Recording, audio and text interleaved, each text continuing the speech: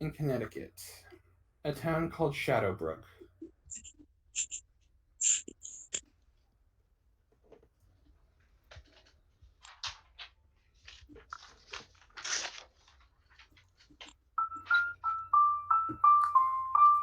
Like many towns in the colonies, Shadowbrook has been struggling under the chafing under the British regime. News of the massacre in Boston some years back is what led many of you to forming a committee, a group like those that have formed in many other towns, called the Sons of Liberty. You've been engaging in correspondence with similar groups throughout the colonies.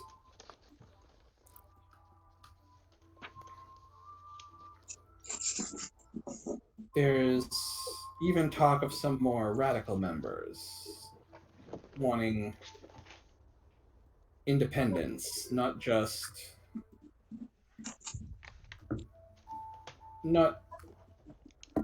a return to the way things used to be, but full independence from Britain. They don't believe any peace can be reached with Parliament.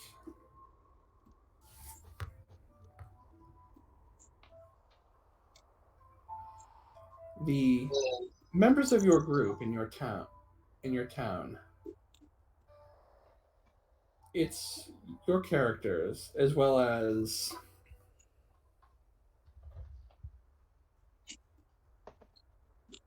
a man named William Standish. He is the town's unofficial mayor, not elected to any purpose, to any specific office, but people defer to him. He owns the local tavern.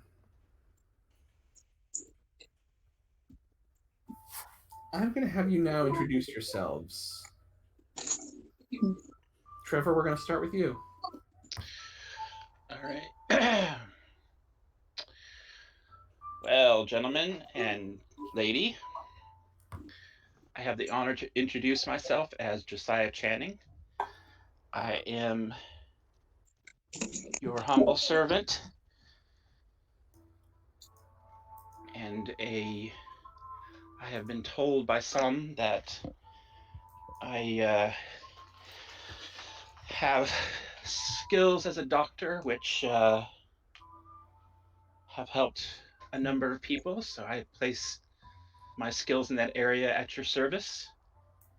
And I look forward to many interesting discussions with you on what the colonies should be doing. Okay. Adrian, why don't you go next? Well, hello there. My name is Graham. I lost my leg, my left leg, in the French Indian War, and ever since then I've been here. I serve as kind of a veterinarian, um, maybe not quite so medically inclined as Josiah, but I think we all share a similar outlook on the colonies here and, pursuit of freedom. Get out from under the thumb of the oppressive empire of the English. Yeah, when I was in the war, I was a sharpshooter, so I always carry my musket from time to time when I go hunting. And I can still bag a deer pretty far away. So that's me. Okay. Becca, why don't you go next? Sorry, I'm just trying to. I can hear it echo. Oh my gosh, I can't.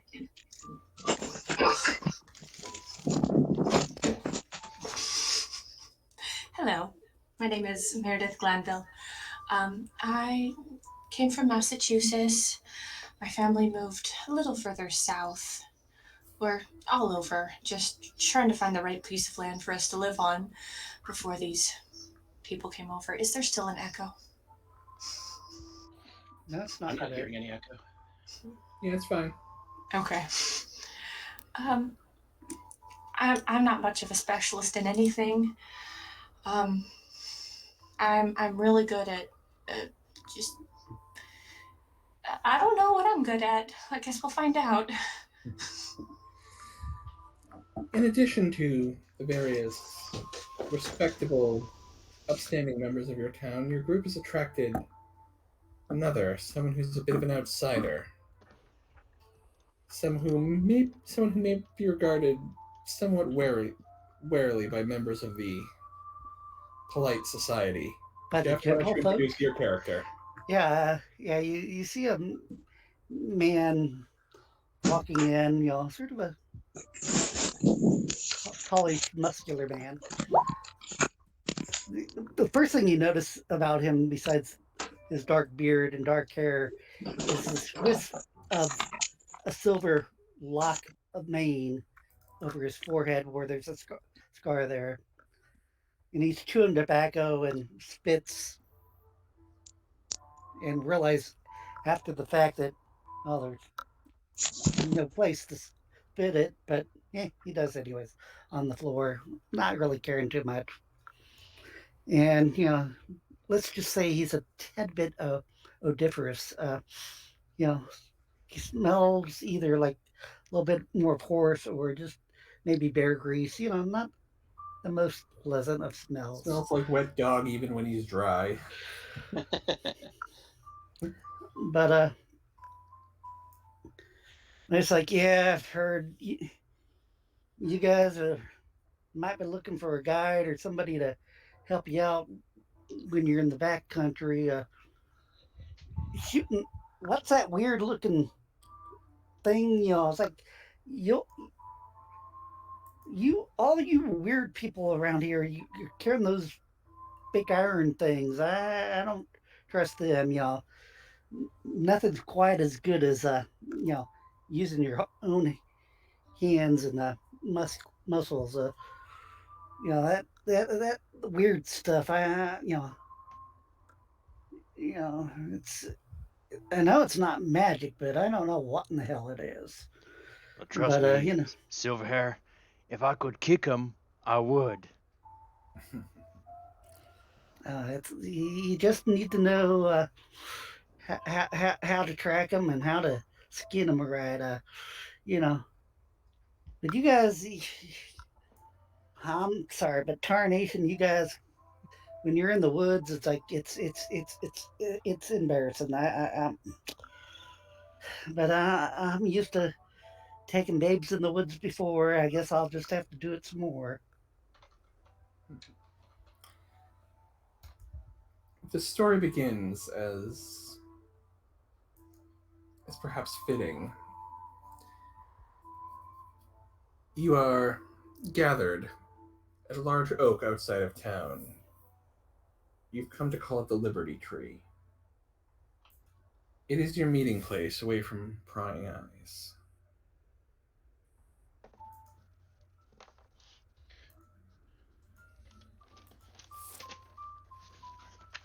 It is here that Willem Standish, your unofficial leader,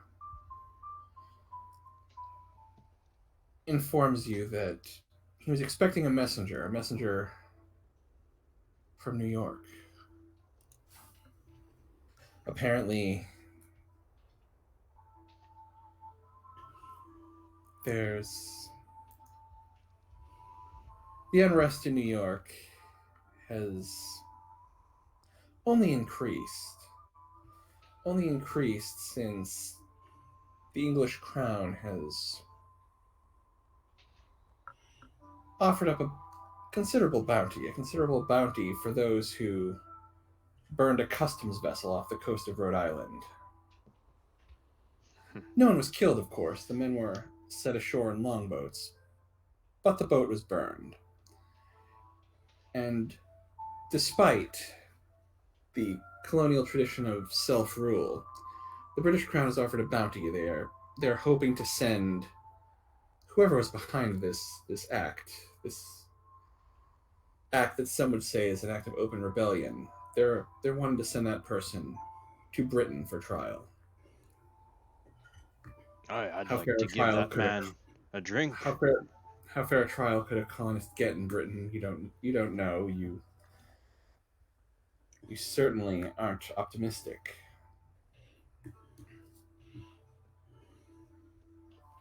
About as good as a trial that one of the natives around here would get. And of course, even more than that, well, that is an outrage that hits you in your heart. What hits you close to home is the recently enacted Tea Act. The you are, of course, you are still British. Tea is an important part of your culture, your routine. Who likes leafy water?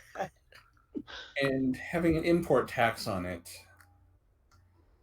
having the East India Company able to severely undercut colonial merchants is quite the blow, both economically and, again, as British people, they're messing with your tea. But anyway, Willem Standish is telling you that the messenger he was expecting has not arrived. Mr. Silverlock, we would very much like for you to scout the surrounding area. If this messenger, You city folk get 5 feet into the woods and you're lost already. I guess I'll have to play nursemaid to again. I wish you guys could. I don't know how you can live in those monstrosities that you call cities, but I guess if your way's not paved and Well, sir, I'd have to disagree with you. I think living in cities is a perfectly reasonable way to live. Certainly beats living amongst the muck and filth of nature. trust me, I smell civilization long before I can see it. He does actually have a point. I'll sit right in the middle of the road between you two. I see the advantage of both. However, listen, Mountain Man, you can't deny that there's certain benefits to having the colonies here with people together, working together as a team. If everybody just was out roughing it on their own, civilization would be going backwards. I don't know. I think the natives around here. What's the year? 1770 something. Okay. Well, they started to industrialize some parts of Europe, and I can tell you one thing: that area does not smell all too good. Smoking is all get up. See why I needed the year.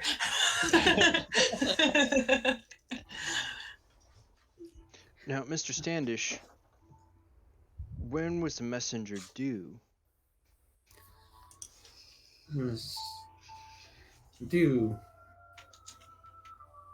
the day before yesterday, but late at night I thought maybe he had just decided to camp, but then when he didn't come in yesterday, I began to worry. I've heard rumors of some kind of beast stalking this area. People say it could be something unnatural. Well, you guys don't know what's natural or unnatural in these parts. Kind of as a, There's a perfectly logical and reasonable explanation for everything. as from a kind of outsider, from a out of character perspective, how much otherworldly or unnatural stuff would we all have been exposed to, or what would the kind of normal comfort level or for you and Trevor, you probably haven't yet encountered something supernatural. Okay. Jeff, Becca, you guys. We are supernatural. You encounter it every time you bark for. Yeah, we look at the miracle. Ooh. I'm not supernatural at all. I don't know what you're talking about. It's special. Come on, what you supernatural? What's that? You mean not everybody can do this? Oh. Uh, yeah. Can you describe this man? It's like, do you have anything of his that that? I've never met the man. I was. So we're supposed to find some stranger that's lost between here and Yeah, Boston, he, and he was he was he was riding. He was riding from New York to Boston. I We mean, were merely a stopover on his way. He was. Mr. Standish, what is this fellow's name? Well, truthfully, I was only given an alias. Well, that's a place to start. I figure if we head up the road, we're bound to either find signs of him or maybe someone who's seen him. so so yeah. So what was he supposed to be called, and how were you supposed to know he was who you were supposed to meet? I was given the name Mr. Rook. I am. Again, I think it's an alias. And what does this I- gentleman look like? I was told that he would. Again, I was not given very much information to identify him. He was supposed to present himself at my inn and get a room under the name Mr. Rook. I see. We're I talking don't- to William Standish right now, right? Yes. Correct. Okay. And I've set up a dramatis personae handout, which I will add to as we encounter more characters. Okay. Okay. I don't Thank think you. it's opened to us yet. No. Oh, well then.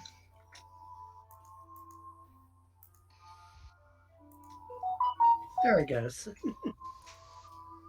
Also, if anyone wants a handout to like journal the campaign, I have a couple of those ready to give out. I always appreciate them, even though I I would- think I've taken to just notebook, pen and paper. You know, I think I might take you up on that because I always I was taking really good notes and then I ran out of room on my paper and then I lost it, but I didn't have really room in it anyways. I wouldn't mind a copy So- either. All right. So I hear Becca wants a journal and Trevor wants a journal. Yes, please. And what's the name of the William Standish's inn or tavern or?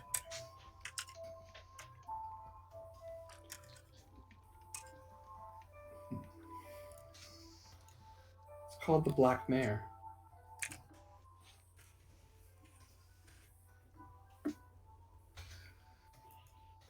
No, not a character.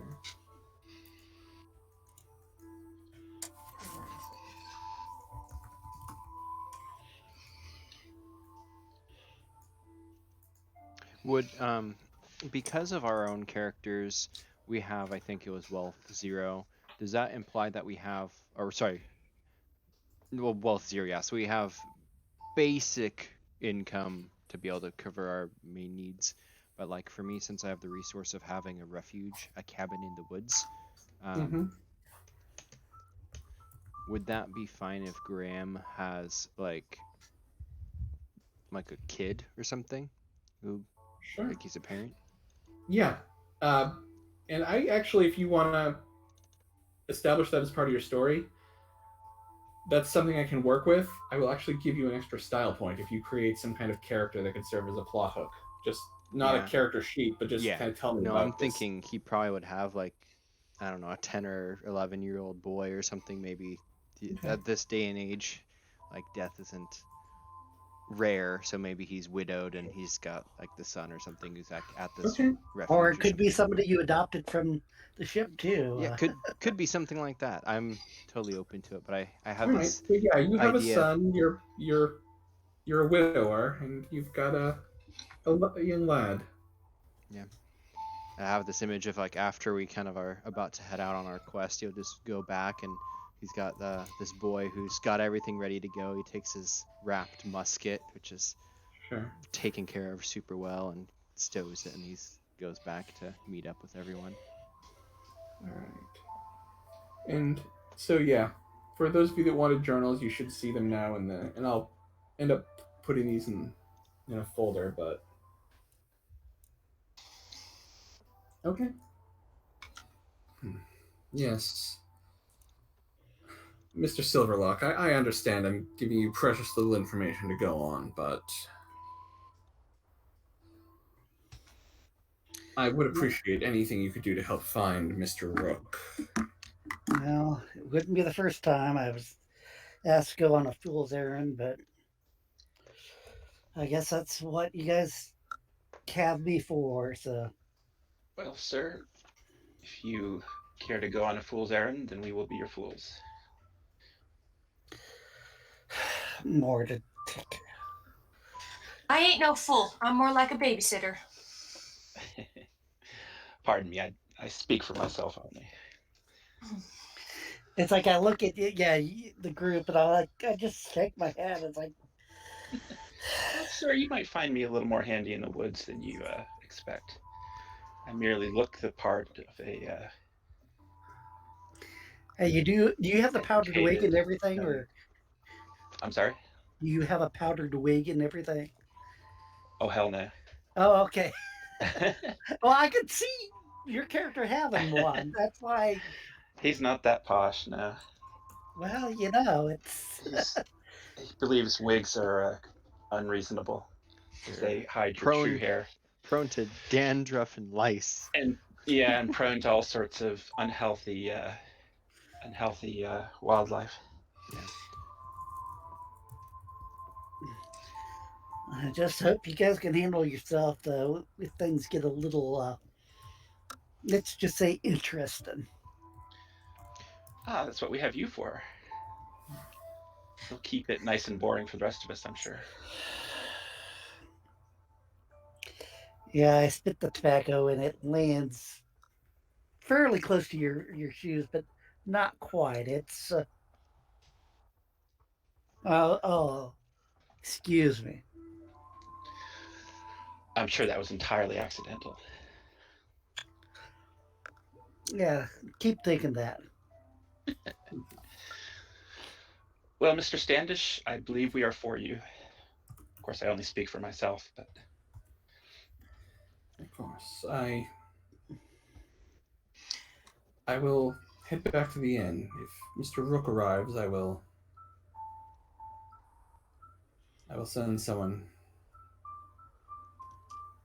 I suggest checking in as regularly as you can manage. Don't, by all means, if you haven't found him by nightfall, just come back to the inn. If Do we have horses? Sorry, just out of curiosity. presumably, yes, you would own. Well, Jeff probably wouldn't, but the rest of you would own horses. Now, would me having a peg leg, would that make more sense for me to have more of a cart? You probably need help mounting the horse. Okay. Like, you probably swing your peg leg over, and then obviously it couldn't go in a stirrup. It might affect your riding somewhat. Mm-hmm. So would that -2 apply And to a that wooden too? leg, Probably. and a wooden leg at this point in time wouldn't necessarily be a peg. It would be leg shaped and have a foot. But Okay. while you could get into a stirrup, it wouldn't particularly help. Okay. Yeah. So once he's mounted, he's not going to want to dismount very often, if necessary, or unless necessary.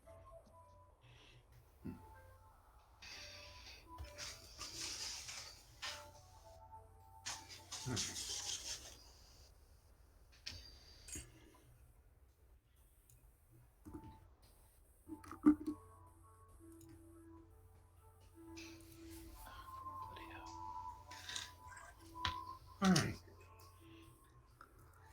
So, as the party heads out into the wilderness to try and locate Mr. Rook, I'm going to ask for a survival tracking check. Okay, This one which would probably from Jeff's character. Yeah. I think really, that'd be- I don't know why you guys would think that. well, sir, you do smell like you've tracked something in. So. Do we have a chance before we get on the horses for me to have a good, couple minutes where no one is paying attention to me? Sure. In that case, I did want to take the spell Premonition, Okay. and I need to save changes because I've been typing in my spells, my Bion info. So the ritual provides insight into the future. Conjure a mental image of what is to come. Visions are often cryptic, but can be invaluable for deciphering in the symbol. Blah blah blah. You have the book. Yes, I'm It's looking on at it page now. 53. Page 53. All right. So first of all, you want to make a magic roll. Yes, I'll go ahead and do that. Mhm.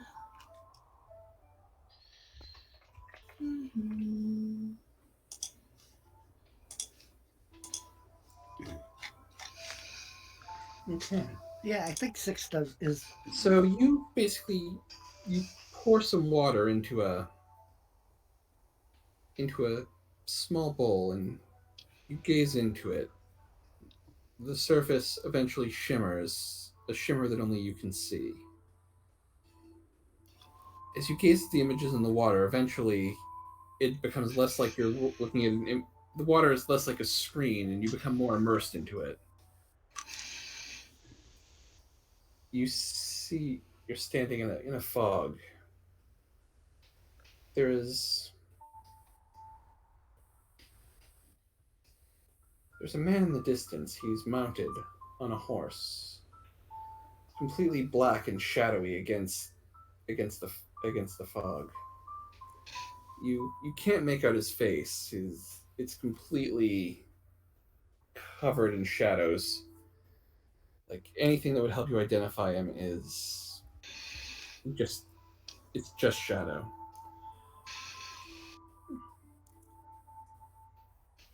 At the feet of the horse, you come to realize the horse doesn't seem to be standing on the ground. It seems to be standing atop a stone wall. The fog clears. You can tell definitely this horse appears to be standing atop a stone wall, atop a battlement.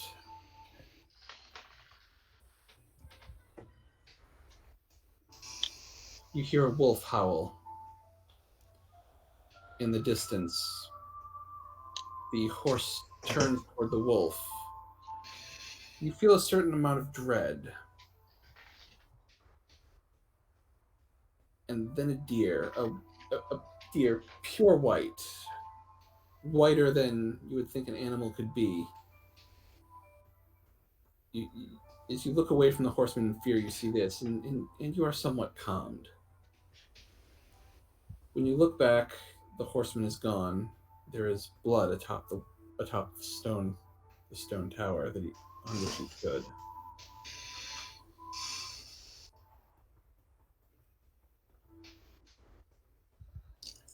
And that's it. You may get more specific premonitions as it goes. I'm still kind of. We'll have to work on our premonitioning. Like sometimes you might get actual images of things, but right now I'm keeping it just a little cryptic. That's fine. Well, Right so now I'm she's- gonna. Sorry, so is she? Right now. Sorry, Go ahead. I was gonna ask if it's Meredith, right? Yeah. Is she like standing off by where the horses are, just holding like a bowl with water in it, essentially? Yeah. I'm presuming she went to her home and Okay. while everyone was getting their gear, she was doing this. Yeah. Okay. And if I was at my house, I probably would have cast Seal Portal on my doors before I did it, so nobody walked in on me. Okay.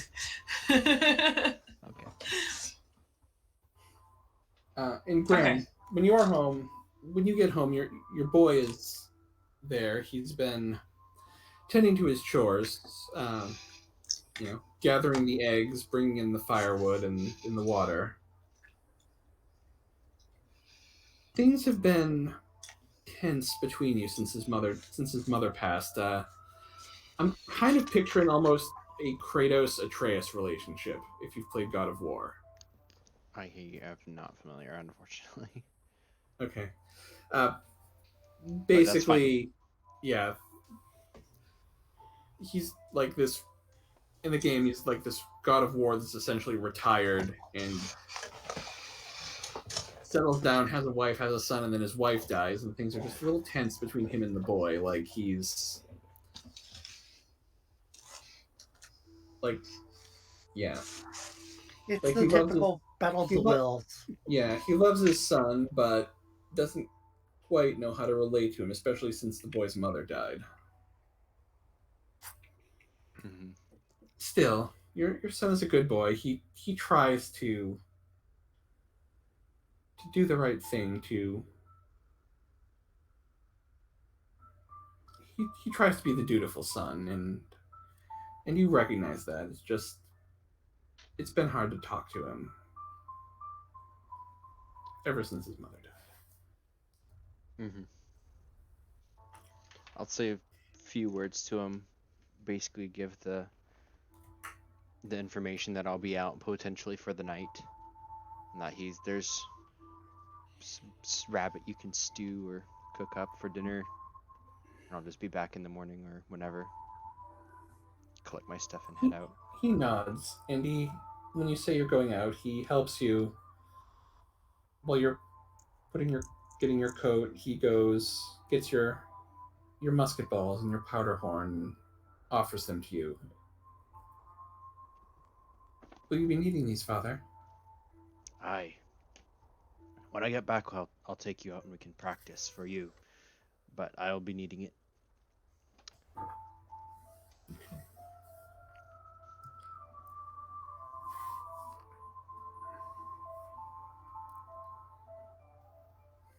Then I'll just grasp his shoulder, give him a good look, and just be like, I'll be back. And I'll leave. It is quite cool. It is early fall. So Sir. most likely you're wearing like either a heavier coat or maybe even a cloak over your coat. Probably. Most likely the latter, Yeah. especially when you go to the Liberty Tree. Hooded cloaks Yeah, and shield you from prying eyes. And Graham doesn't have a wig, but he does have that style hair. He's got kind of thick brown hair tied in a ponytail, and he's got of course, like a signature hat, tricorn hat. Tricorner hat, ponytail, kind of the Yeah. standard look for the time period. Okay. Exactly. You guys meet up. Presumably, as I said, you own horses. Jeff, Mr. Standish offers you one from his stable, should you require it. I do my little knack, and if you want me to roll, I can. Speaking with animals, we're actually. Sorry. What is your average of your magic skill? 4.5. I'm just looking at beast speech.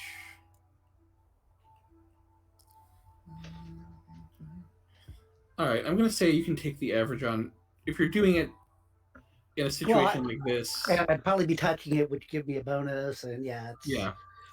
If you're doing it in a situation like this, I'm going to say you can take the average. So that makes it even. Generally need 2 successes to succeed at a magic roll. So yeah, taking the average in this situation, yes.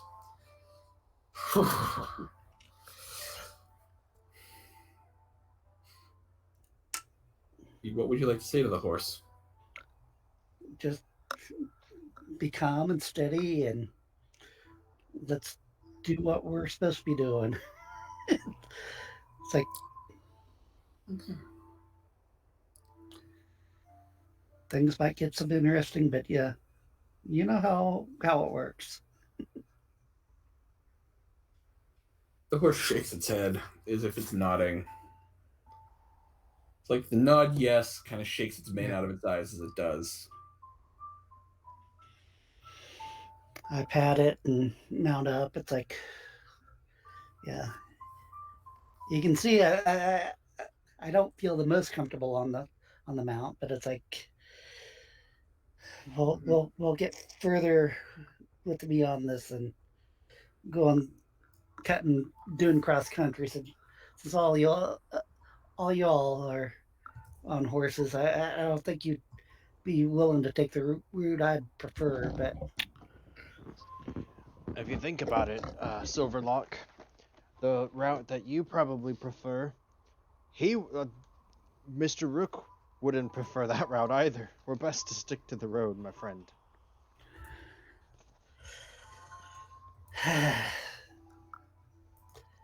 you city folk, you just don't know what you're missing. But he looks at you and it's like you don't look like you belong in the cities though. It's like just get a strange vibe from you. Half foot in, half foot out. Or 1 foot in, 1 foot out. Mary, is Coco accompanying you guys on this outing? Yes, Coco would accompany me. I would have Coco follow along the horse. Okay. I don't think we're like running at full charge. I think we're doing a regular. I would say that is probably the case. You're going. Worst case scenario, I can have Coco.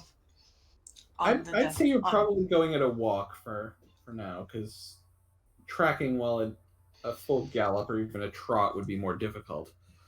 Mr. Silverlock, I am going to have you make a survival roll at this time, now that you're actually on your way. And hopefully I'll do better than the first time. Yeah. The first one, we're just going to count that as the mulligan. The first roll of the game should not be a derp. Hey, at least I'm going to jinx myself if I said something. 3. That's... I don't know why I did it twice. Oh, 3 either way. Yeah.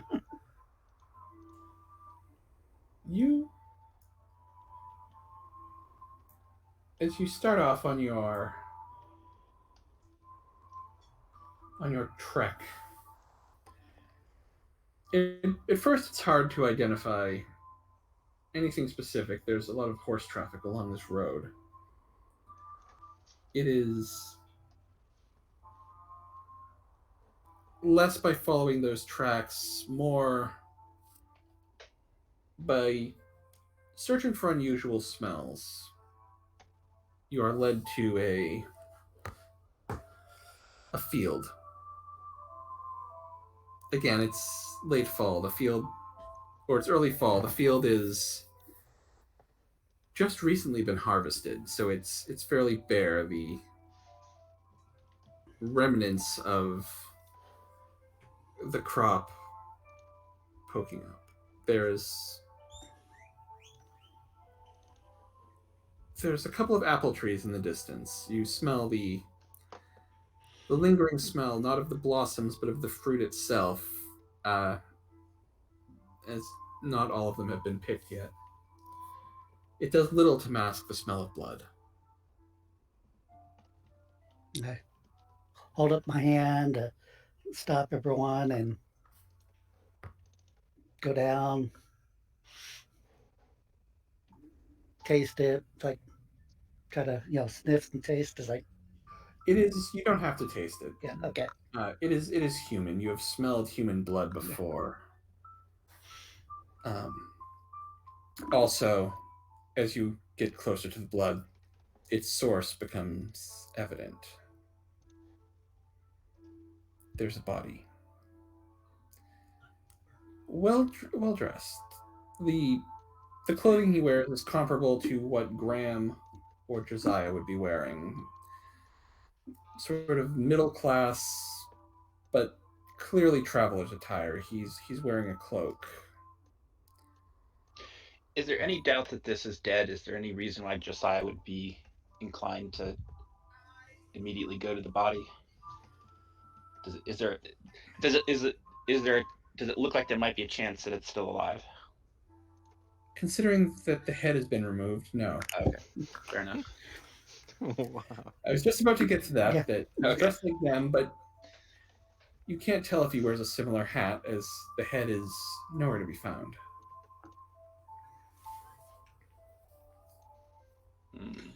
Yeah. Yeah, look at you guys. It's like, well, if this is who we're supposed to be beating, I don't think there's much we can do for him now. I'm gonna take a look at the body and see if I can figure out how long it's been since it died. Yeah, Go ahead and make a medicine roll. Okay. Yeah, does it look like the head was, chewed off, or it's like, yeah, to me, it's like it's more. Does it look like an animal attack, or that it was, cat? That's 2. Okay.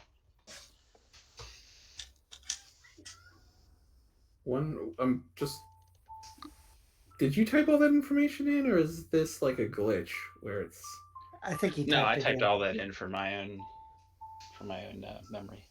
Okay. Oh, just to Because remind he has yourself that you have the. lightsaber. Yeah. Okay. Yeah. Exactly. As you're looking at the body to examine it, the head appears to Caster be. must make a single magic roll as a standard action, including. Sorry. Okay. Go ahead. The head has been removed cleanly. This was not chewed off by an animal. This was severed by a blade. It must have been an unusually sharp blade, because you put it this way, it takes a lot to cut off someone's head. Like, that's why the guillotine was such a remarkable invention, or will be in a few decades. Watch fortune fire, y'all. It's unusual to see a head severed this cleanly. How much blood is there? Oh, there is quite a bit. Like, Okay.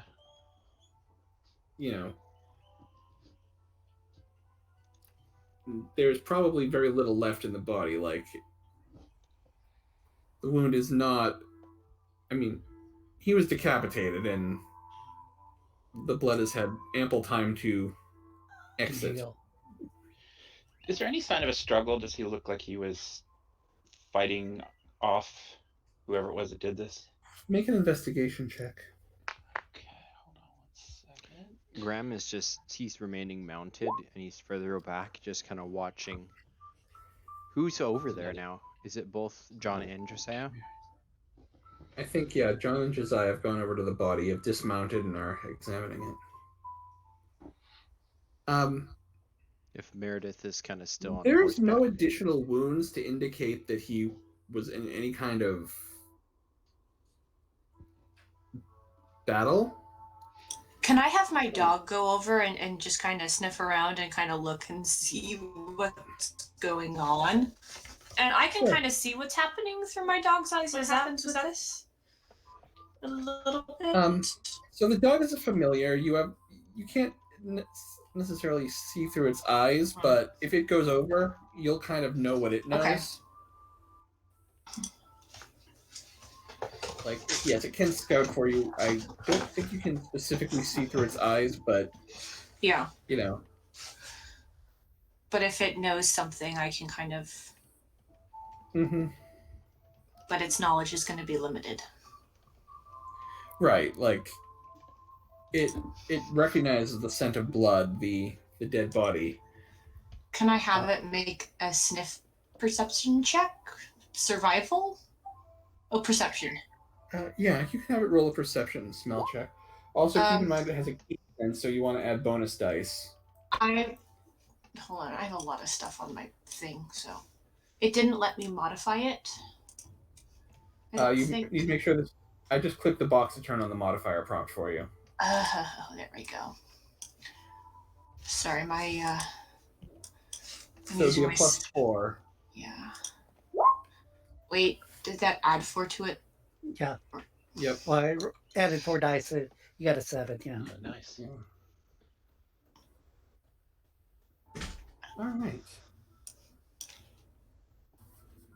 You get the sense that the dog, even more than Mr. Silverlock's sense of smell, the dog picks up something else. Again, you get more knowledge than anything else. It's not like it's speaking to you telepathically. You just kind of know what it knows. And it knows there is something very wrong. It smells something. If evil had a smell, that would be what you sense the dog knows.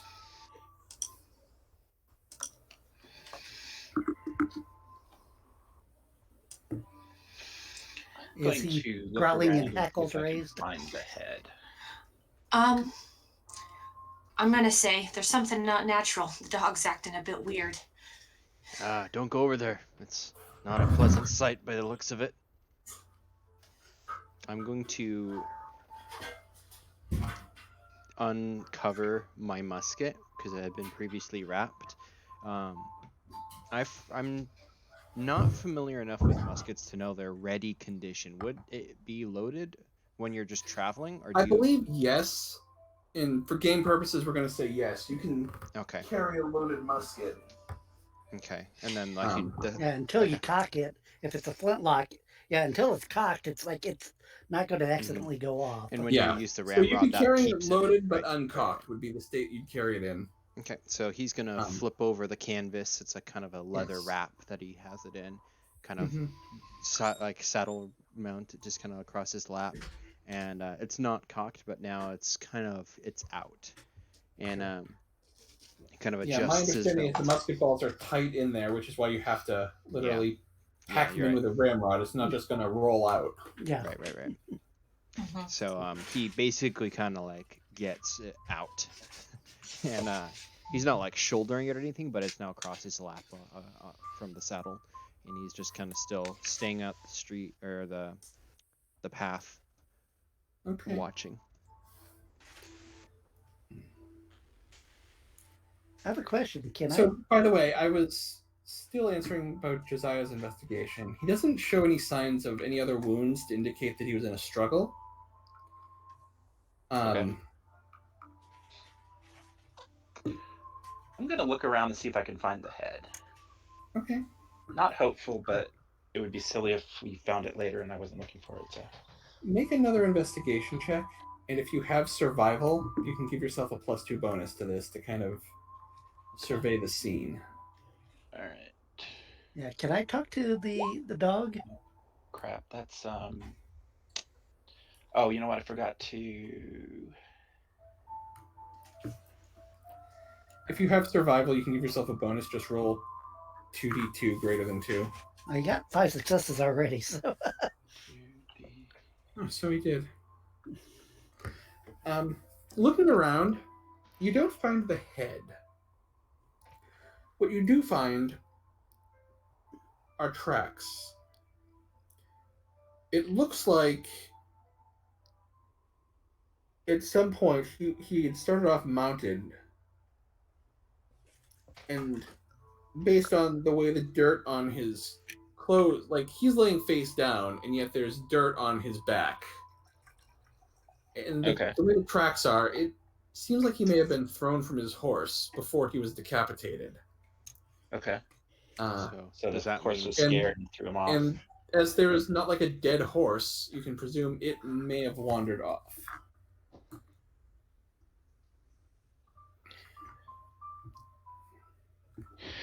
Well, gentlemen, I believe our friend here was thrown from his horse.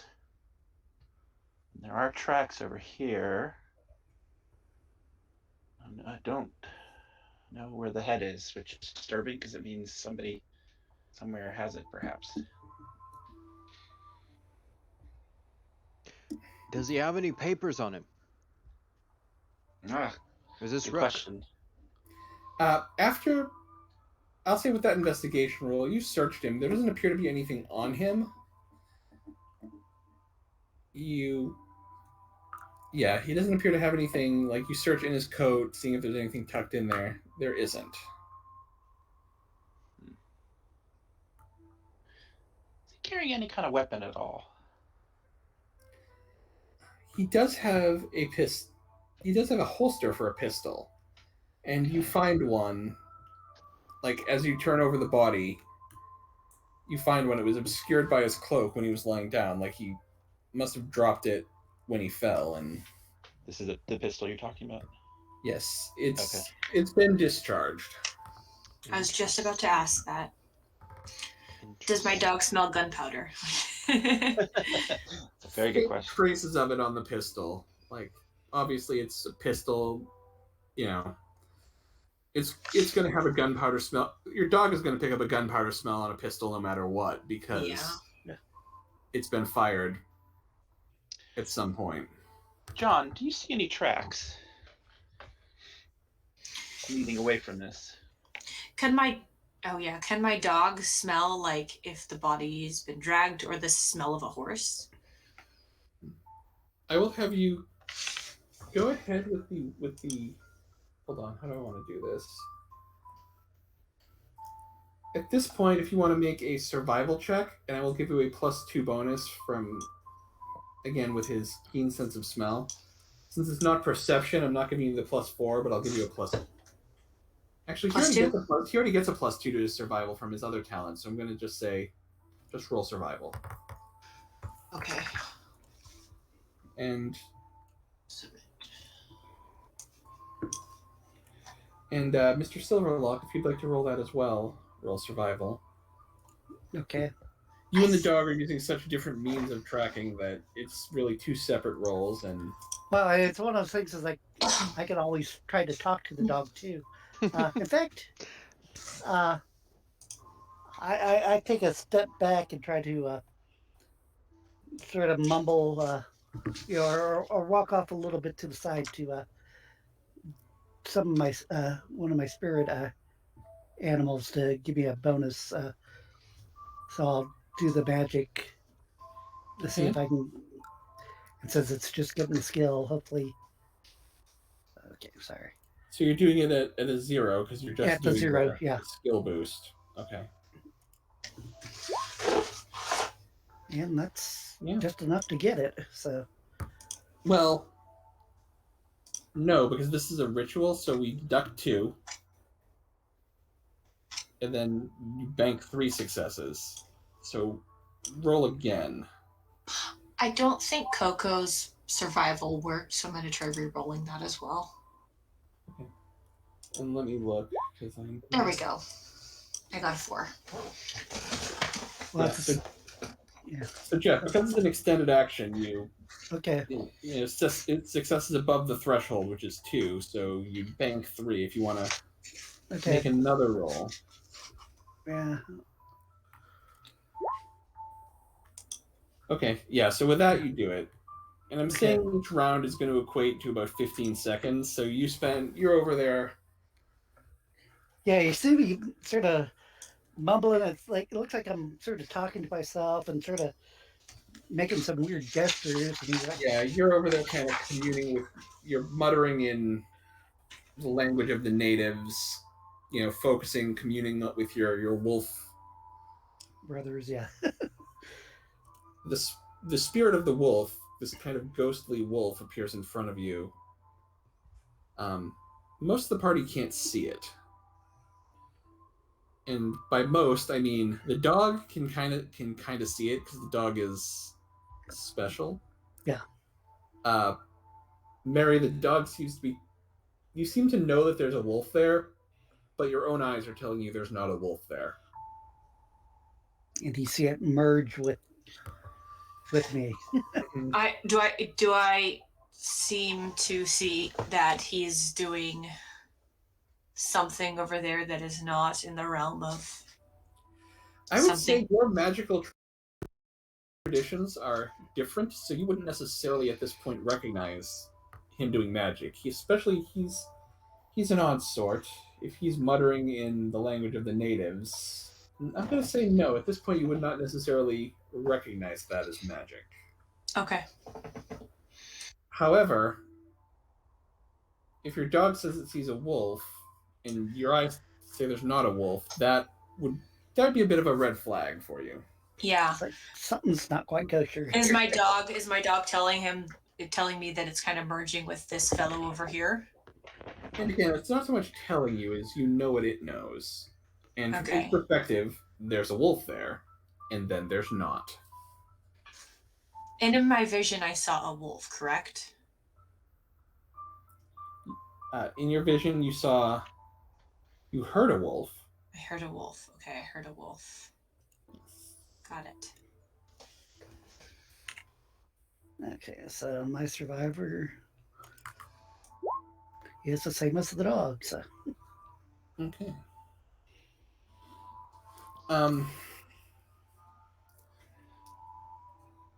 John, you pretty easily find two sets of horse tracks leaving the air. One, it's moving fast. This is a horse at a gallop. The other, it's also moving fast. It's not just like a leisurely walk, but basically, how should I put this? One is a horse running because it wants to run, and one is a horse running because it's being driven. Sure. And these go off in kind of different directions. The one that's being driven seems to head back toward the road, and you kind of lose it once it gets to the road is not paved, but it's packed down tight from traffic. The other one heads off through the field.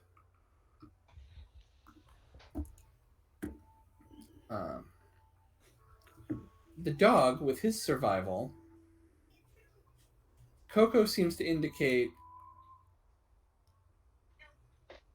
again, the horse that wandered off through the field, Coco seems to recognize this as horse. The other one, it's making him very wary as he kind of sniffs along the ground following the tracks. The one that just kind of meandered off or ran off through the field on its own is horse. The other one is bad horse. Bad horse, bad horse, bad horse, bad horse. Sorry, I just that popped into my head.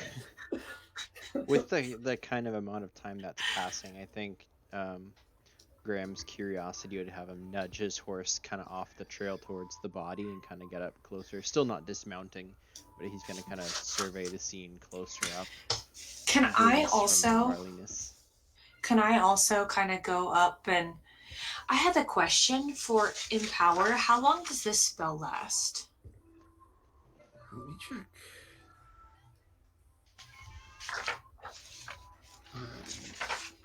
The spell itself is on page 52. Yep. Bestows blessing and boost the ritual. For one combat or scene. Okay. Would you count this as a scene if I tried to cast it on all of us right now? Yeah, this is...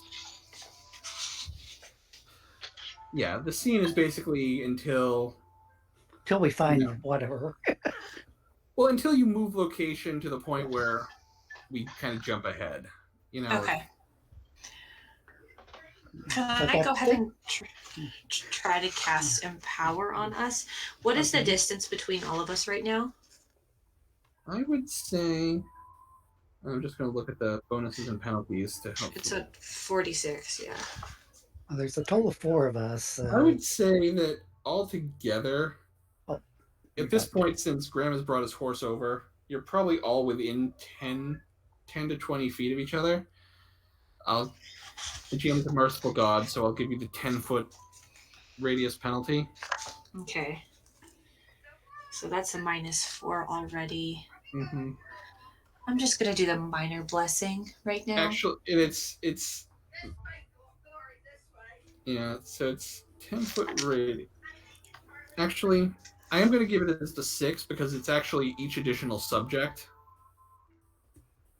So the first, yeah, so you're adding 3 subjects to it. So it would be the 6, and then there's no range penalty because they're all within 10 feet. That's how we were going to do it. Oh, yeah. You're right. Okay.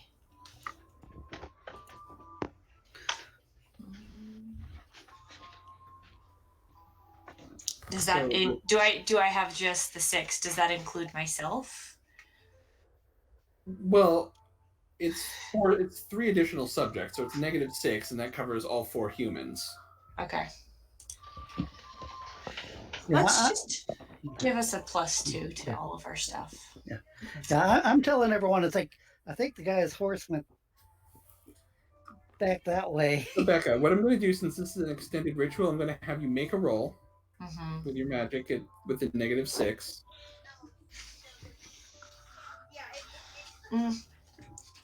So it'd be +2 from the dog and -6 from the... Oh, I forgot the dog gives me +2. I'm double checking because we might have already factored that in.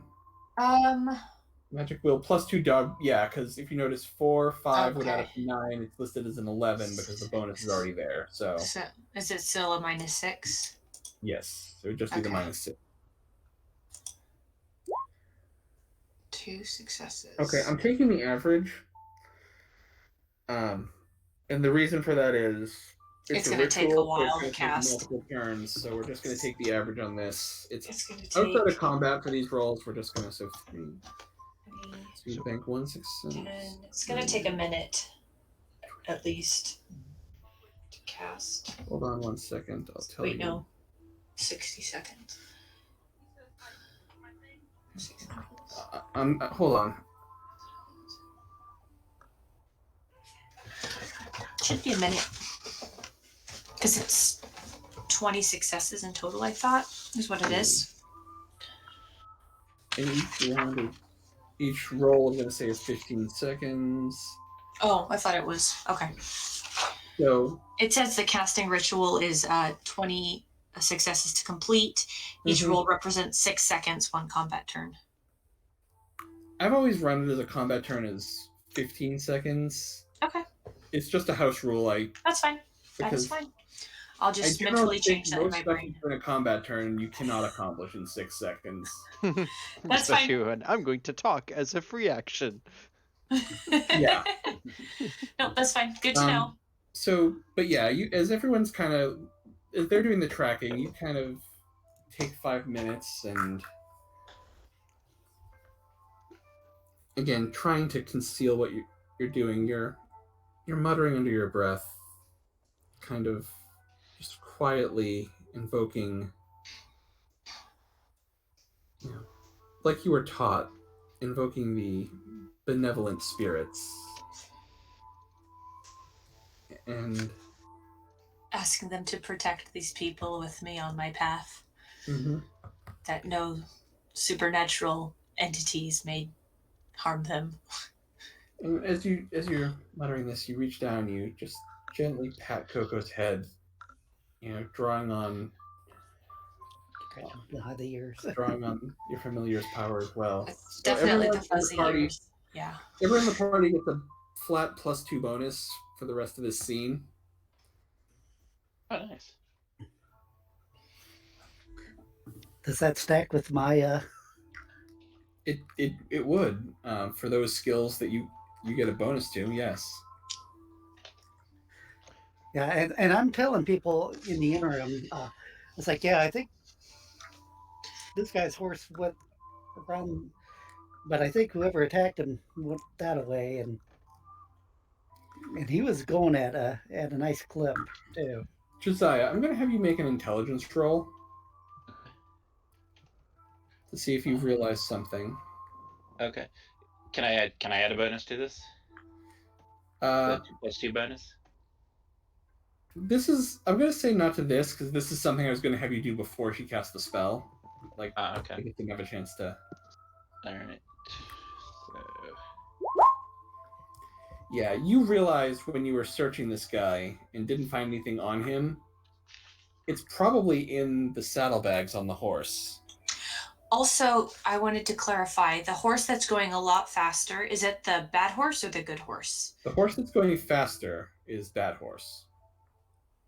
Like that horse, bad horse kind of, yeah, left the field, got on the road, and took off, and it's going faster, like someone is pushing it.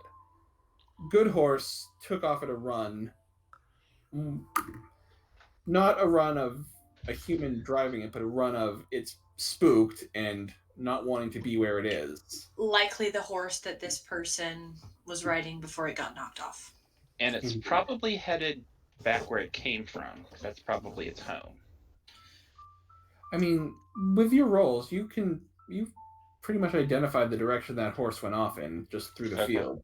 Oh, okay. It doesn't seem like it's going anywhere specific except away from this murder scene. Well, eventually it'll calm down and probably start heading for home. So my guess is that would Well, be But he's being where driven the person was came from. or ridden, and so Oh, the horse that this guy came on? no, Wait, no, wait no, a no, no, minute. no, no. Okay, there's two horses. There's Right. the one that this guy rode on, and it's like gets going down the road. The other No, one, no, which no. is oh no, No, no. There's two horses. Right. One of them, like this guy was thrown from his horse, Okay. and presumably the other rider is, well, so it looks like one horse still had a rider, and that horse took off down the road with the rider still on it. Okay. The horse Okay. that didn't have a rider anymore, presumably because its rider is now lying in the dirt without a head, Okay. ran again, not quite as fast, but running less like it's being driven, more like it's just spooked and wanting to get away. And that one just Okay. took off through the fields. Okay. But I guess what I'm saying is eventually that horse will have to slow down and stop because it can't go on forever and ever. Right. What I'm saying is that horse, I would think, would head back towards home, which is the direction that it came from. So I guess The what I'm horse saying is I think came that from gives us far a enough away, possible it might not be able option to for find. where to That go. horse came from next. far enough away. It might not know this area well enough to find its way. Possible home. too. Yeah, like I'm not sure how good horses are at just kind of navigating when not being ridden. I assume unfamiliar territory, if a horse just runs off, it's most likely gonna not. I don't think a horse is going to be able to navigate its way from Connecticut back to New York. Just yeah. Though if Yeah, this that's were the The thing. Witcher 3, you could just whistle and here it is. I mean, Well- sure. This is not necessarily an Assassin's Creed horse that is stealthier than the assassin, because whenever you whistle, it's right there. Well, the thing is I might be able to whistle it up, so to speak. Yeah, I think we should start trying to follow the tracks. What do we do with the body here? Yeah. It's Well, if this is I a would rook, suggest we then bury it. I don't think we want to carry it all the way back to Shadowbrook. Well, We need to let Standish know, of course, but you guys wait a second here. Let me try to do something. And I walk away, and Adam, if I can't do it with my What are you thinking of doing? And I'll tell you if you can. my summon animal, or are you going to say it's restricted only to wolves? No, the spell doesn't say it's restricted only to wolves. No, that's why. I'm just looking. So, -2 penalty because you lack line of sight. I'm going to say there's a -6 penalty. Okay. And hell, I'll. And this is a 1-roll spell, so you Yeah. have to succeed.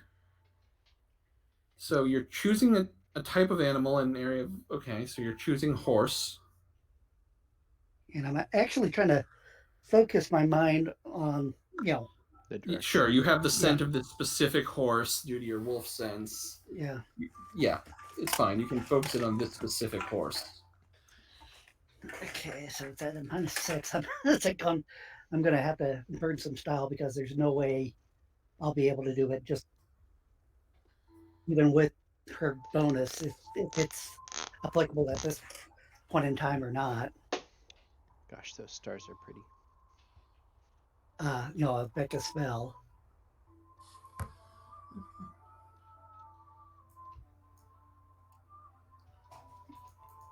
Alright, so you've spent some stars. You get a +2 bonus to this roll. Well, I didn't know if Becca's spell was going to affect this or not. Yeah, it's a skill check, so you get a +2 from her. Okay, so spell. a total of +4, -6, so a -2. Yes. Yeah, because your wolves don't use magic, so you don't Yeah. get a bonus from that. Yeah. Well, let's go. Nope. You just succeed. Oh, well, okay. Yeah, Nice. you just succeed. So you kind of go off, kneel by the tracks. You're tracing the horseshoe print with your finger, muttering in the language of the Indians. And at first it seems like nothing happens. Except the horses around us sort of pick up their ears. Yeah. Nothing happens. You sniff the air in the direction. And then you guys begin to hear not running. This is just slowly the horse approaches. It takes a good between 5 and 10 minutes for the horse to get there because it's not like moving fast. It's like between a walk and a trot. But the horse arrives. It is saddled. It is wearing saddlebags. Probably lathered from all the running and panic. Yeah. Mm-hmm. It's actually fairly calm now. It comes up to you. It nuzzles you with its nose. The horse is considered friendly toward you for a number of... Oh, there's no extra successes, so that's all the friendliness you get out of it. And I was like, yeah, I pull out some, dried fruit or something. I probably wouldn't have granulated sugar just because but I probably would have a dried apple or something like that to yeah, sort of coax something it like back. Yeah, something like a dried apple. You pull the horse accepts it. One of the other horses kind of moves closer when it smells the apple. Yeah. But I grab the reins and sort of lead it off towards the rest of the party. It's like, I think this is the mount that. Check the saddlebags. Is there anything in the saddlebags?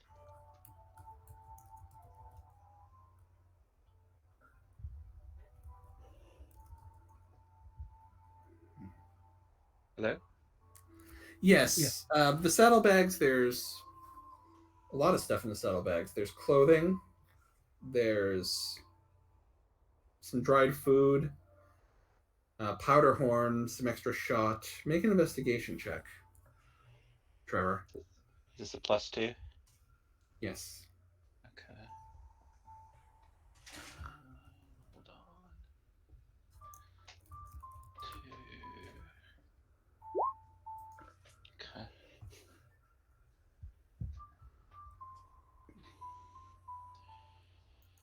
Six successes. Pretty good.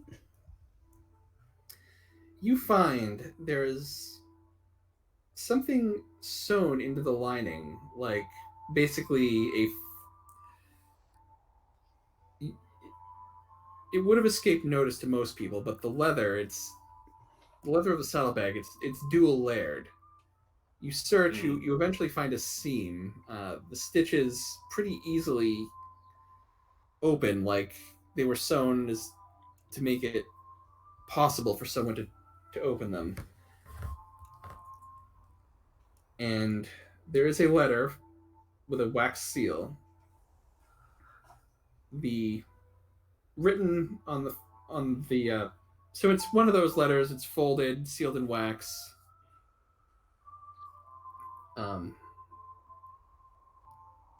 It's addressed to Mr. Brewer. Mr. Brewer. Do we know if Standish was using that as a nom de guerre or whatever? As far as you know, Standish has never revealed to you any code name that he uses. Okay. Well, gentlemen and lady, I would think we probably should take this back to Standish. I don't think it's any of our business. Do you inform me that it's addressed to Mr. Brewer? Yeah. Well, I tell everybody that. you do know that people who own taverns often brew their own alcohol. So that would Very true. Very true. probably Very be reasonable for... thought. Yes. What I of do the point that out. what of the second Quite rider? reasonable. Why you Sir, I would suggest that he is probably well outside of our ability to find. Speak for yourself. You have some confidence that he can perhaps be located? Or she? I guess it could be a she. No particular reason why. I don't like somebody doing something like this and just getting away without at least taking a look. Well, we need to decide what to do with the body. I think you're right. We should probably bury it, just out of decency for the man. Do we have anything we can wrap the body in? I am a we can seamstress. If we Would it have this stand to- horse, sorry, we could just lean him, just put him over the horse, but we should cover it if we do that. Oh, you mean bring him back? That's going to be easier than Suggested burying we him. bring him back. Yeah, I'm a that's okay. seamstress. Would it stand to reason that I have a blanket in my bag? Does the guy have a cloak or something that He Yeah, was the big thing wearing is- a cloak, and Yeah. it covers most of his body because He doesn't have a head. yeah. yes. Meredith, could you then turn this into a complete wrapping? A burial shout. You could wrap the body in the cloak. Okay. Yeah. Can I do so? Just wrap. Rest in peace. So up the cloak.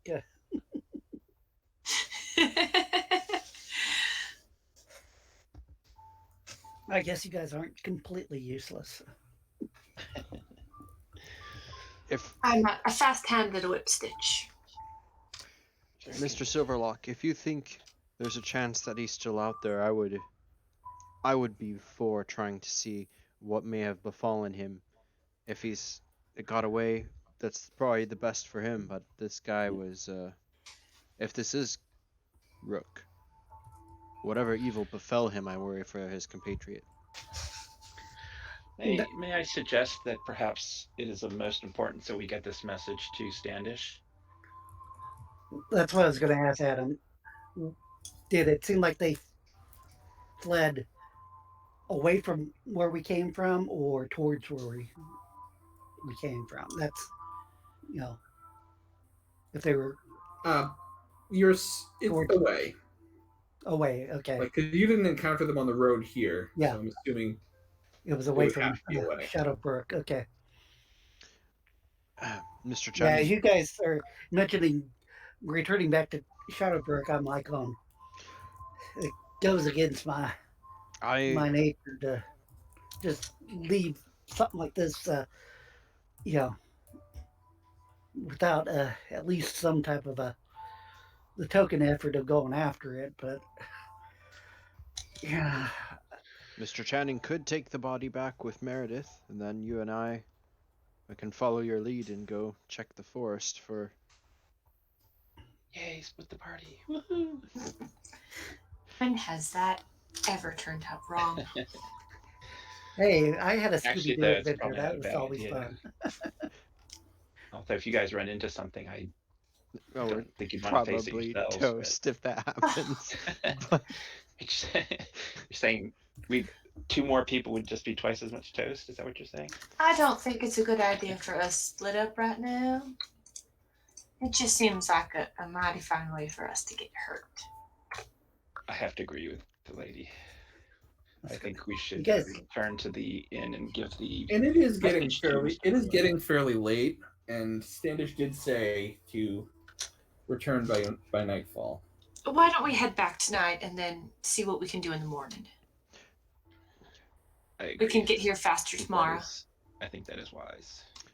Mr. Silverlock, do you think you can make your way back here tomorrow morning if we need?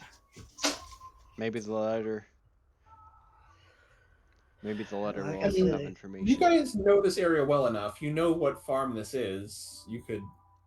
You're confident that you could find your way back. Like, you know the area. It's not like, presumably you know how to get to a place in your same town when you know like which specific place that is. and if not, I probably could blaze, you know, I, put a marker, against a nearby tree or something like that so I knew exactly where we were. It's like I said, it's like I'd probably, like I said, I'd be just sort of, you city folk, you just don't know, when you have a trail that's hot, you sort of keep with it. No, sir, I would like to suggest that this individual who did this is probably long gone. And while I respect your desire to pursue, I don't think our chances are good, especially with nightfall coming. Can I kind of ride over to where the body's slumped over and kind of lift the cloak and look at the severed section and try to gauge how old the wound is and see how long he's been dead? Make a medicine check. Okay.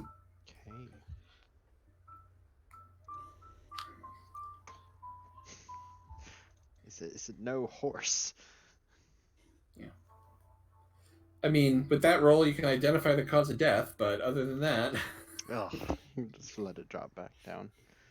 like, yeah, you've seen a lot in your line of work, but this is your first time looking into the neck of a decapitation victim, and even for one who's Medically stuff, alive. that's particularly gruesome. You don't look at it long enough to form any kind of diagnosis. I think that would also kind of give him the shudders, and he's gonna just nod in agreement, like, yeah, let's get back. You look a little green there.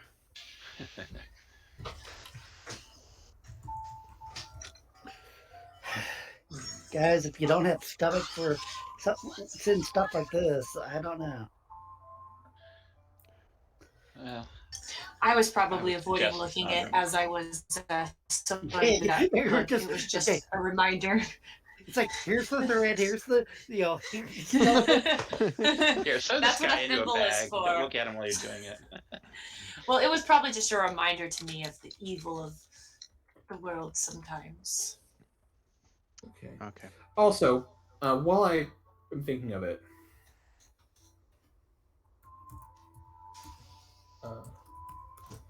Josiah Channing, what are your motivation and flaw? Motivation is truth, and flaw is secret. Okay. John Silverlock, motivation and flaw. My motivation is survival. Or no, that's my archetype. Sorry. Redemption is basically the whole monster hunter type. Sure. And the flaw is, if you're accepting it, I was doing primitive. That basically, he didn't grow up with the muskets and whatnot, and Okay. all the scientist stuff. Graham, motivation and flaw. So originally I put justice, but I was thinking like freedom, like the cause of the colony. It's kind of Okay. what he's going for. And then his flaw is his mobility, his leg being blown off. Right. So lame. Yeah, lame. It sucks. Yeah, as you're sort of hobbling around, I'm sort of running circles around you. And you're like, Easily. That's why he's Meredith? not yet dismounted. He's still on the horse. He Yeah. doesn't want to take the time. Meredith, motivation and flaw. Hold on. I have to save my changes so I can go and look this up. Motivation is preservation. Flaw, I believe you said was secret. Let me go down and look. Secret, yes. Sorry, I'm trying to type out all of my stuff I need for spells and my bio and info. Yep. I'm just making myself a chart so I can have this up and remind me to give you guys style points when appropriate. Yes, we haven't been playing over, well, about a year of this, so you don't have it quite memorized yet. All right. So you guys return to the Black Mare Tavern. The wooden sign is just the silhouette of a horse painted completely black with the words Black Mare hanging on a second piece of wood below that. What do you guys do with... I'm assuming you don't just walk into the common room and plop the body down on a table. What are you guys doing with that specifically? I think we would take that in the back door. Yeah, I think we would leave it on the might saddle. actually, yeah. Yeah, I probably threw it over my shoulder and head towards the front door. I would probably try to stop you. John, Yeah. John, perhaps around back would be best. Honestly, just leave him tied onto the horse. Just tie the horse to the... That's my suggestion. Just leave it there until we ask Standish. He's not going to run away. Yeah, it's not going anywhere. Yeah. All right. I don't understand you guys, you city folk. It's just. So, are you leaving it? Are you leaving the horse outside, or are you putting the horse in the stables at the back of the tavern? Is there any No, place where you I'll can stay loop with- the... It's like if you guys are afraid of bringing in the front door, I'll just stay in here. I can't. It's a little crowded in there. But yeah, I would probably just stay in the stable with the body of horses. It's like it's better company out here, anyways. Okay. Well, we shall strive to be better company for you. Charisma of 1. What do you expect? All right. In Shadowbrook, it's not the biggest town. It's a few hundred people. Like, you don't know everyone by name, but you kind of recognize people. It's you might not know everyone's name, but it's like, oh yeah, I've seen you. You live here.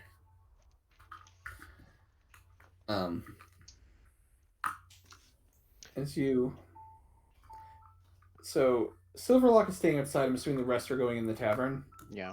I'm very kind of sore and achy from being in the saddle all day. Sure.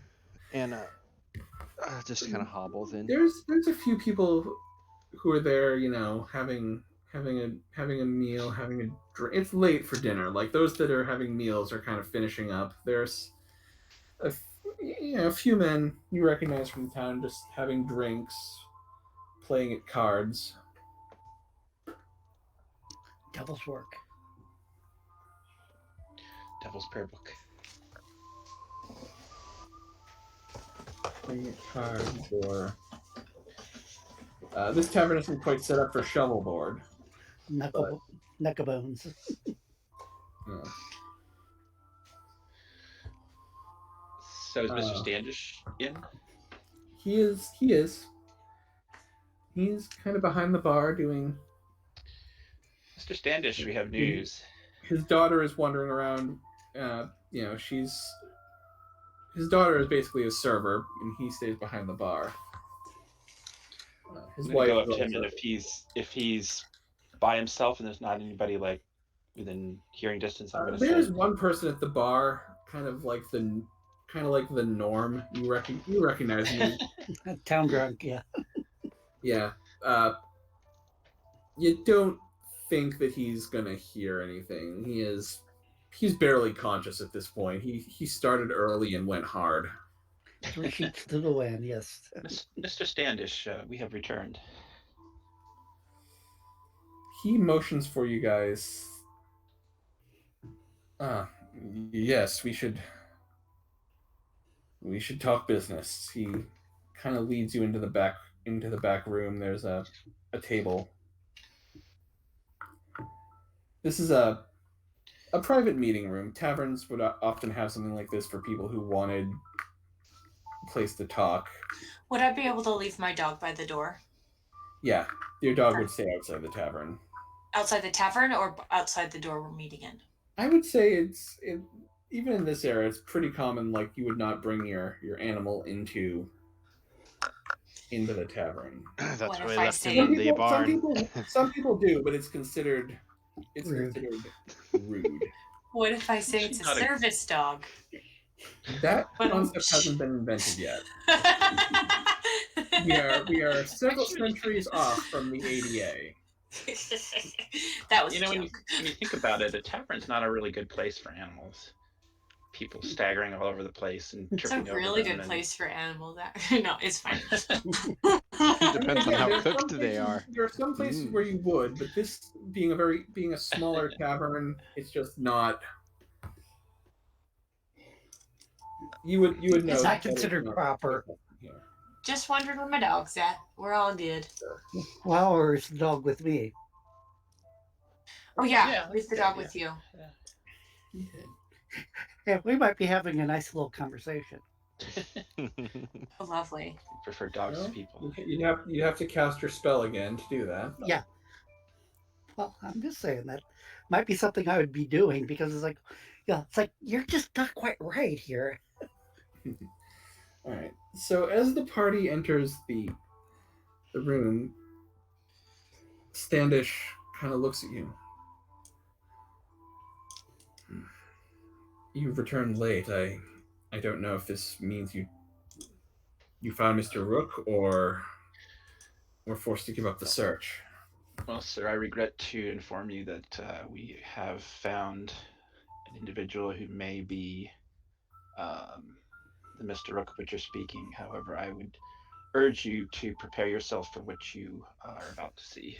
More importantly, do you happen to be or know Mr. Brewer?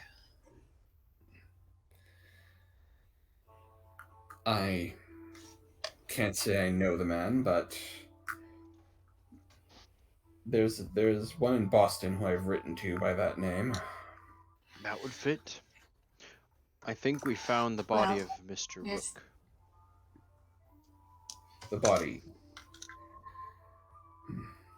It's hard to tell. Pray tell, Not all What- of it, but some what- of it. what killed him? Was it? I'm gonna look over at Josiah. Perhaps best if you see for yourself. I have so many sarcastic comments, but I'm not sure if she would say them.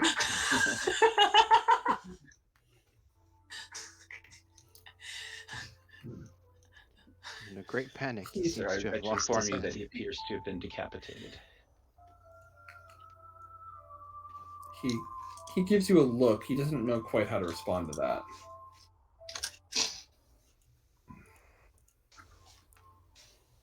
Since Well, sir, we someone did bring the cut body off back to his us. head. Yes, sir, with a very sharp blade. Very, I hesitate to use the word, but skillfully done. With medical accuracy. And because this is Standish and not Adam, I will not. He does not say what I would normally, whenever I hear a decapitation story of, when they found the head, did it look surprised? Standish wouldn't say that. True story. I was in law school and we were going over this case of this murder where someone like decapitated a priest and they found him like trying to like flush the priest's head down the sewer. And I went up to my professor afterwards and like, look, I know you said if we're ever discussing a brutal murder and someone is chuckling, you assume they're on Facebook, and I almost want you to assume that, but sadly, the thought popped into my head as we were reading the case of when they found his head, did it look surprised? And the professor chuckled. He's like, sometimes you need a macabre sense of humor to study this stuff. I told him that story like after the class had ended. I'm like, there was this one day, and he's like, that's fair.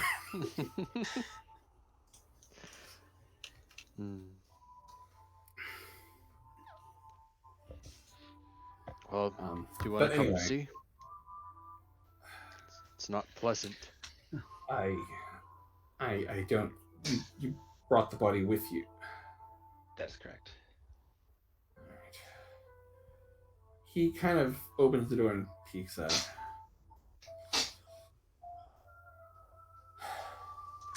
Well,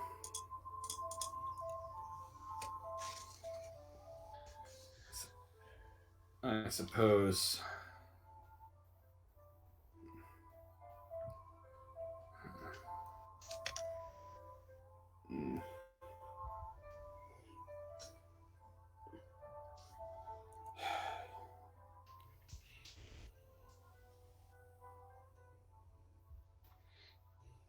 Well, McTavish is out there. I suppose I should go and make arrangements with him. McTavish, in this case, is James McTavish, the local coroner / gravedigger. A frequent patron of the tavern, not involved in the Sons of Liberty group, but someone that being a doctor you probably have met. Like, sadly, there have been a few men that have gone from your table to his.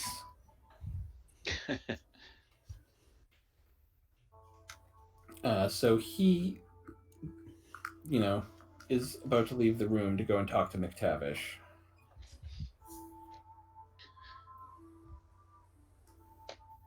So while all that's going on, can I try to talk to the dog? Cast your spell. Okay.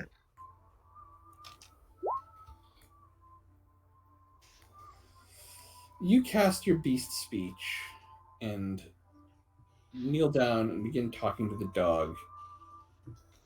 It ignores you. Like, you think it can hear you. But, however, as he does this, Meredith, you suddenly become aware that your dog knows a man is talking to him. And unlike normally when men talk to him, where it just has like some vague idea of the emotion behind the words, you get the sense it understands. Like, Hey, how are you? You basically get the knowledge from the dog that Mr. Silverlock is talking to it, and is talking to it as a dog. That's the knowledge you get through your link. And you get the sense it's not the same as when you communicate with it. Like, it understands the emotion of your words, and through its link with you, you can communicate with it easily. But this is literally a man is talking to me as a dog. Can I convey hunger to my dog? If you are hungry, then your dog knows you are hungry. Oh, okay. I was just gonna say maybe I could convey it to the dog to be like pretending it's hungry. Well, whatever. If this person is doing magic enough to talk to this dog, then Yeah, at this point, I'm going to have you make yeah. an arcane lore check. Channel. Arcane. Where does this fall under? Oh, I'm sorry, not arcane lore. Academics occult. Sorry, I was thinking. Okay. Sorry, I'm running an age system game, and yeah. Let's go ahead and put a style point into it, just because I have 3. Might as well use 1. Sure. It's not that good. We'll see what happens. Hey, that was really good. Yeah. You are familiar with, again, it's not magic but you are familiar with stories from your mother, from what you've been taught about your heritage of witches who could, for example, communicate with animals, who could And they would use this to, you know, have the birds scout for them And to come to him. yeah, to communicate with animals to find out what's wrong.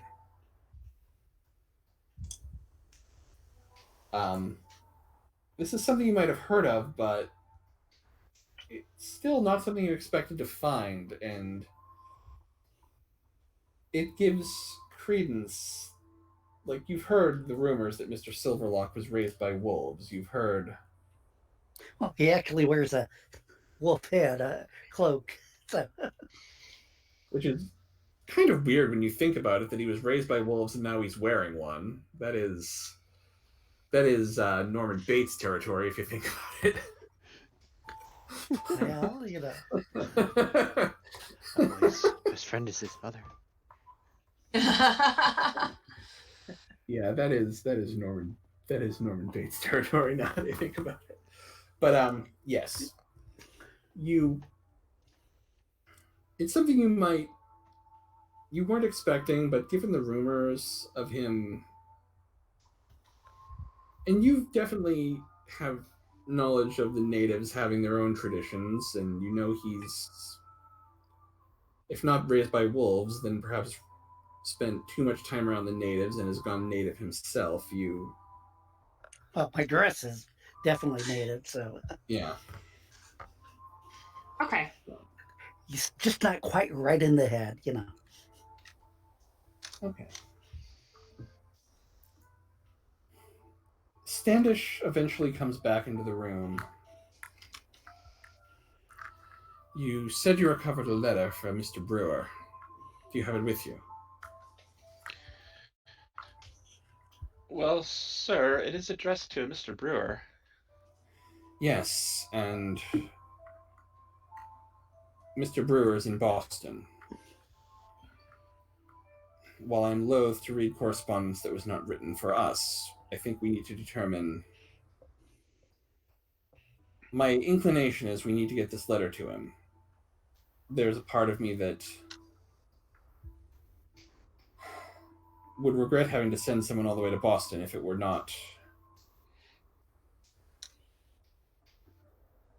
mere philosophical correspondence on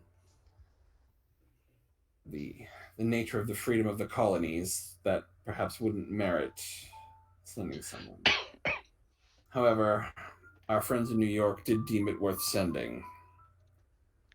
I think given the circumstances, we might need to see what's in there.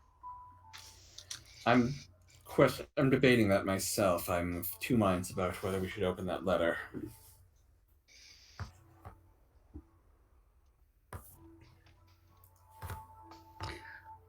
I know I wasn't there, but was he supposedly coming from New York, going through to Connecticut Boston. to Boston, or Yeah, he was vice coming versa? from New York to Boston, so Yeah. Mr. Brewer is Alright. presumably in Boston.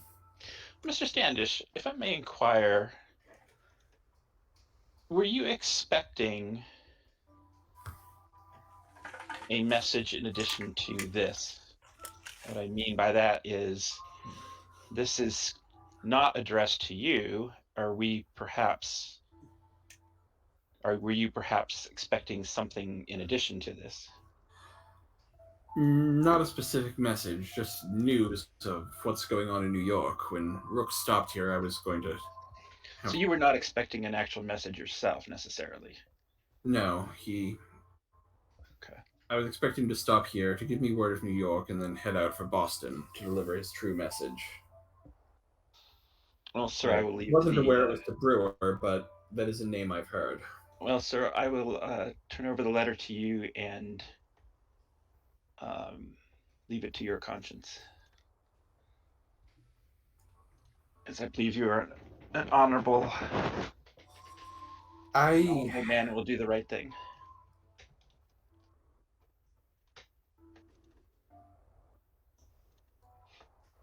He looks at you. I think we decide. We vote.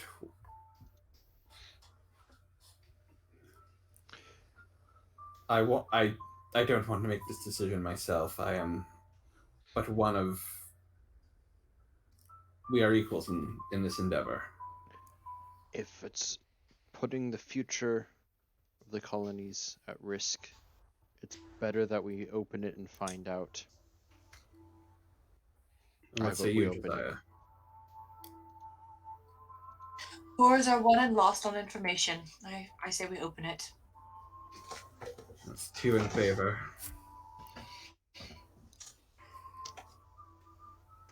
Josiah, unless you object, I think the ayes have it. No, I think this is wise. If this were not something that had been brought to us or partially brought to us by a man who is currently without his head, then I think perhaps in this case, opening it might be the wisest course. We're obviously involved with things that are bigger than we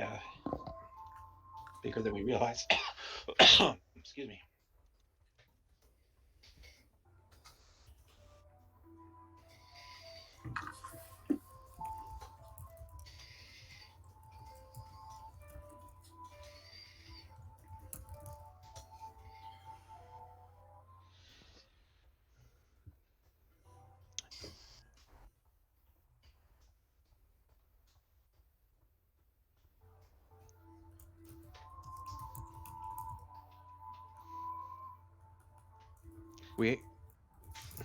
I'll go fetch John. He's out in the thing. He should vote on this too. So is one of you actually going to open the letter? I'm gonna stand up and I'm gonna actually go out into the barn to Okay. fetch Silverlock. I'm gonna give him the letter. Give Standish the letter. I assume I have it. Not necessarily safe. Yeah. Standish opens the letter then. Yeah. And he reads it. Out loud to himself.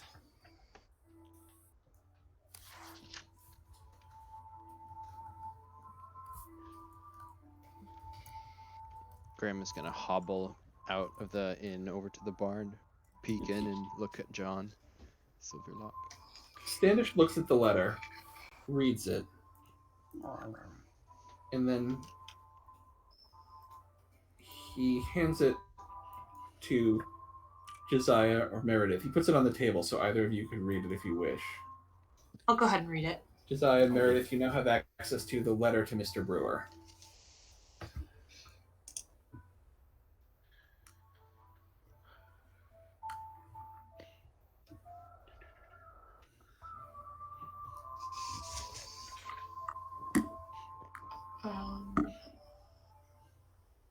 What's it titled?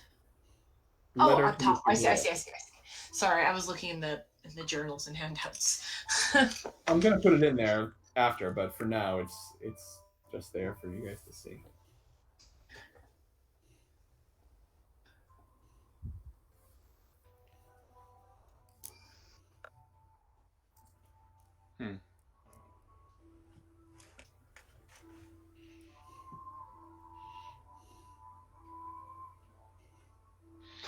Well, I say so. There are many mysteries here. Good news and bad news. I don't think this was Mr. Rook if he labeled his name something else. Perhaps Mr. Rook was a messenger.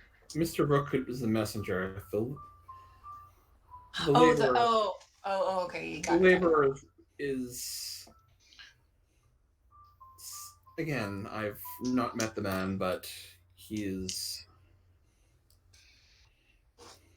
an ally in New York.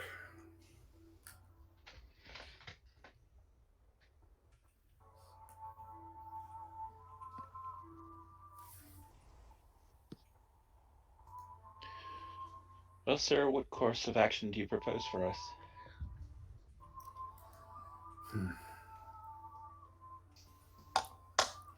Well, someone needs to get this letter to Boston.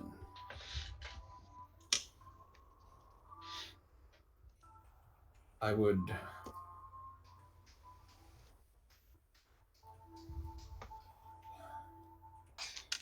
loath to ask this of you, but if... In for a penny, in for a pound, sir. Indeed. And I would suggest that we not just send one messenger. The road is dangerous.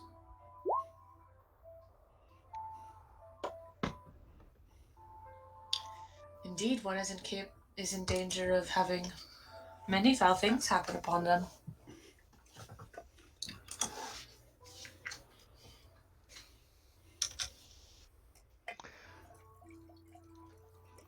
In the barn. In the morning, I will get you. I will. Sorry, go ahead. Josiah, perhaps you could.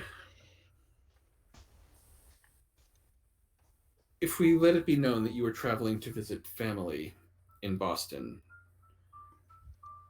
I can concoct some business there that the story will be that you are taking care of it on my behalf while going to meet with, be it family or a colleague there. And then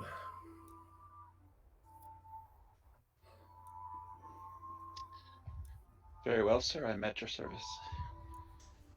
I speak only for myself. or perhaps it is Meredith that is going to visit family, and we wouldn't allow a lady to travel on her own. Indeed. That perhaps would explain the presence of gentlemen. Yes. You and Graham playing the role of the chaperones. Yes, the chivalrous protectors. I think that would suit you, and keep from arousing too much suspicion. I'll prepare some supplies and a wagon.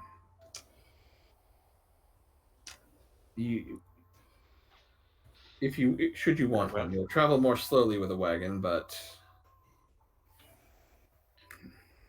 I don't know, gentlemen and lady. Do we want to travel by hoof or? We'll travel more slowly with a wagon, but it may arouse less suspicion.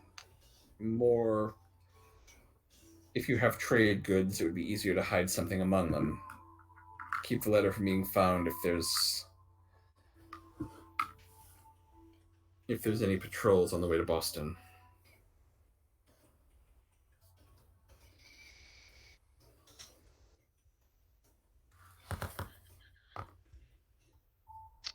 What think ye, gentlemen and lady? Take the wagon or go by horse? How urgent do you think this letter is to get there? Well, it says the artifact, whatever they're pursuing, is set to arrive any day now. I imagine time is of the essence, and some has already been lost by the untimely demise of Mr. Rook. Oh, indeed.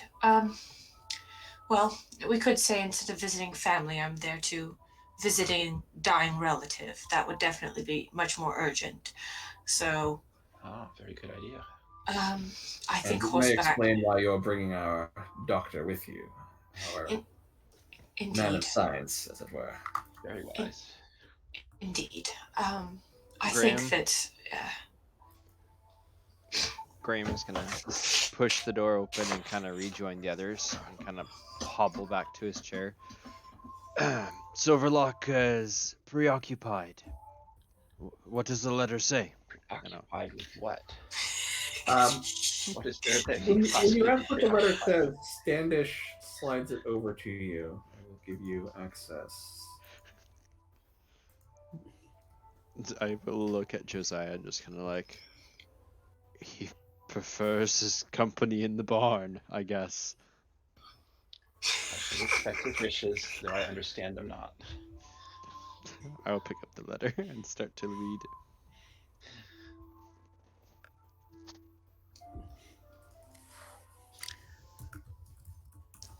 Adam, can I make an occult roll as well? Sure. because I took the academics Indian folklore occult because it's like I'm a little puzzled why this dog is not uh, responding to me because it's like this just isn't quite right. You've heard in your time with the tribes of animals that are bonded to a specific individual, usually a shaman. And that those animals are less inclined to. Speak with others, yeah. I don't know why I'm it's double rolling everything I roll or click. But okay. Yeah, it's like something's like I said, something's just ain't kosher with this dog.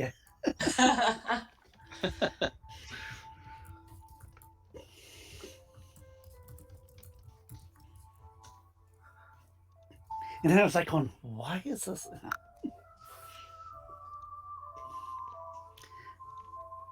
Can I clarify if we're the Sons of Liberty, would we know that the East India Company is related to the Brits? Oh yeah. Yeah. So Basically, they're everywhere. It's hard to tell where the British government ends and the East India Company begins. It is a level of. It is intertwined to the. It is basically, at this time, the East India Company and the British government are as intertwined as like Tencent or Huawei would be with the Chinese government today. So he will read the letter and kind of like look up at everyone. He says, "We're going to Boston, right?" It seems that way, on horseback. My father is dying, it seems, and I'm in need of a doctor and an escort. Milady, I'm at your service. Can I roll an insight to see if I tell she is, or not insight, an empathy check to see if I believe her at face value?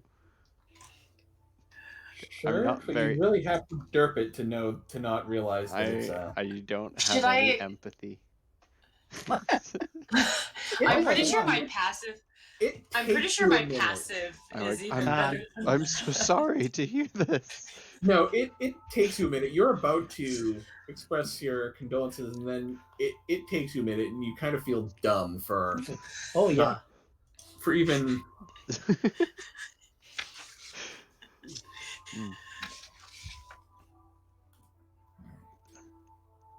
And so I think that's where we're going to end tonight. And next week we will start you off on the road to Boston. Nice. Very exciting. I think. Also, Becca, check the chat if you haven't already. Oh gosh. Yes, I did check that. Okay. I noticed that. Okay. So yeah, we'll start off next week on the road to Boston. For this week, everyone gets participation, role-playing, and knowledge points for experience. So 3 experience for everyone. Excellent. Okay. Alrighty. Nice. So I guess we will see you next week, Wednesdays. Actually, I think we can play Sunday for the other game. Right. Yes. Finishing up the. Yes, So we'll do the finale of Daring Tales of Adventure on Sunday, and then back to All for One Colonial Gothic on Wednesday. And possibly with the new player next week? Or... Possibly. It might be 2 players because, as I said, he like the original game, he and his wife were both looking to join it, and I've extended the offer to her as well. Lovely. Yeah. I always think I've never met her. It's weird. Like I've known him since literally my first week of university. Like I said, anyone who shares Star Wars must be a wonderful person. So honestly, yeah, she got him into Star Wars and Game of Thrones and pretty much all the stuff that I've been for years telling him was awesome, and he didn't believe me. So got that going for her. All right.